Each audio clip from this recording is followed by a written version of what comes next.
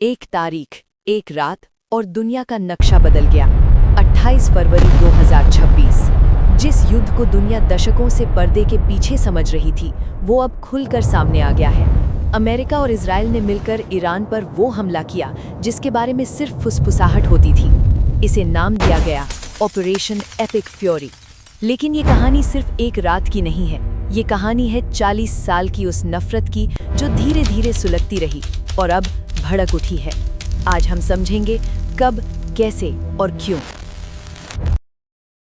ये जानकर हैरानी होगी कि एक वक्त ईरान और इजराइल दोस्त थे।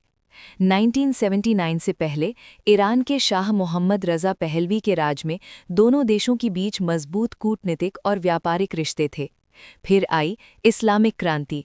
आयतुल्लाह खुमैनी सत्ता में आए और उन्होंने पहले भाषण में ही इजराइल को छोटा शैतान कह दिया। मान्यता खत्म, रिश्ते खत्म, दुश्मनी शुरू। लेकिन ईरान सीधे नहीं लड़ा। उसने एक चतुर रणनीति अपनाई, रिंग ऑफ फायर, यानी इजराइल को चारों तरफ से प्रॉक्सी संगठनों से घेरो। लेबनान में हिजबुल्लाह, गाजा में हमास, यमन में हूती। मकसद था बिना सीधे युद्ध के इजराइल को थका देना, बिना एक भी मिसाइल दागे।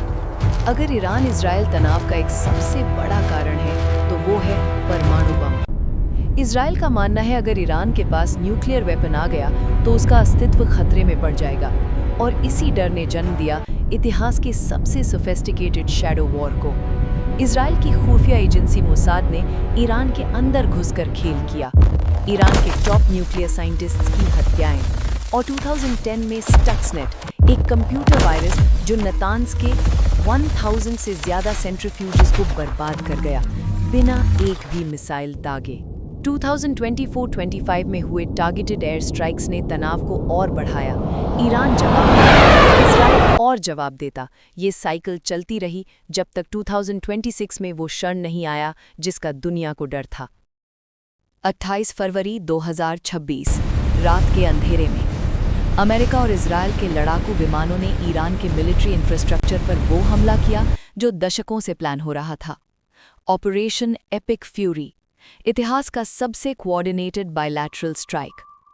ईरान के कमांड सेंटर्स, मिसाइल डेपोज और न्यूक्लियर साइट्स एक एक करके निशाने पर। फिर आई वो खबर जिसने पूरी दुनिया को हिला दिया, सुप्रीम लीडर अली खमेनेई की मौत, 85 साल की उम्र में। 45 साल के शासन का अंत। लेकिन ईरान चुप नहीं रहा। जवाब में आए सैकड़ों बैलिस्टिक मिसाइल्स और हजारों ड्रोन्स, इजराइल और अमेरिकी बेसिस पर। पहली बार ये युद्ध प्रॉक्सीज के पीछे से निकलकर सीधे मैदान में आ गया। यही वो मोमेंट था जिसे geopolitical experts the point of no. ये सोचना गलत होगा कि ये युद्ध सिर्फ मिडिल ईस्ट का मामला है। दुनिया का 20% तेल एक ही जगह से गुजरता है, स्ट्रेट ऑफ हॉर्मुज, और ईरान ने धमकी दी है इसे बंद करने की। अगर ये हुआ, तेल की कीमतें रातों रात आसमान छुएंगी, ग्लोबल इकोनॉमी हिल जाएगी, और भारत जो अपनी 85% ऑयल इंपोर्ट इसी रीजन से करता है, सबसे ज्यादा प्रभावित होगा। पेट्रोल, डीजल, एलपीजी सब महंगा, मैन्युफैक्चरिंग स्लो, इन्फ्लेशन तेज, और भारत के लाखों वर्कर्स जो गल्फ में हैं उनकी सेफ्टी और रेमिटेंसेस भी खतरे में। ये युद्ध दिल्ली से हजारों किलोमीटर दूर है, लेकिन इसका असर आपकी रसोई तक पहुंचेगा। मार्च 2026, युद्ध रुका नहीं है। ईरान में एक नया नेतृत्व उभर रहा है, मुज्तबा खामी नहीं। कुछ एनालिस्ट्स कहते हैं वो पिता से भी ज्यादा अग्रेसिव हो सकते हैं। दूसरी तरफ अमेरिका, रशिया, चाइना सब अपनी अपनी पोजीशन संभाल रहे हैं। सवाल ये है, क्या ये तीसरे विश्व युद्ध की शुरुआत है या कूटनीति अभी भी कोई रास्ता निकाल सकती है? इसका जवाब किसी के पास नहीं है, लेकिन एक बात तय है, ईरान और इजराइल के बीच की ये जंग अब उस मोड़ पर पहुंच चुकी है जहां से वापसी बहुत मुश्किल है। अगर आप जियोपॉलिटिक्स को समझना चाहते हैं तो इस चैनल को सब्सक्राइब करें। अगला वीडियो आएगा चाइना ताइवान तनाव पर। देखते रहिए।